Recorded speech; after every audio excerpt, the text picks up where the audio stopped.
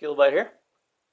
This is a quick follow-up video about the LED tail light install and how I dealt with any light bleed.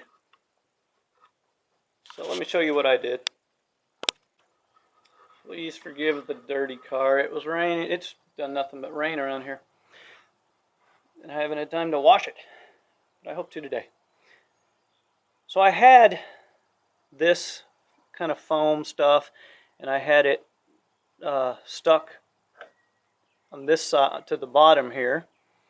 And they may have been this way. I think it was this way.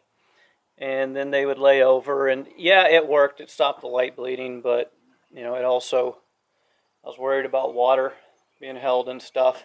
It did, I mean, I had it there. I used that for many months, and I didn't have any issues.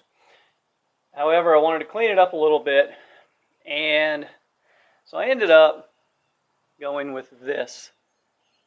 And it is the foam from the CarPlay hub install kit,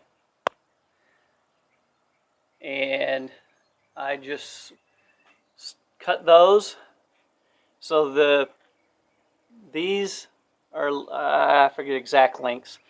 You can figure them out pretty easy. I think it's 1.5 generally, and then you have to angle the cut.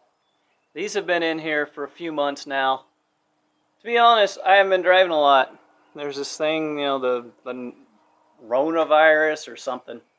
But I've had these. I did have these in prior, and they've held up. I want to get something a little better, but that's what I'm using now. And I just wanted to give an update, and this just conforms to the bottom here, and it's worked out all right so far. So, hope that helps. Take care.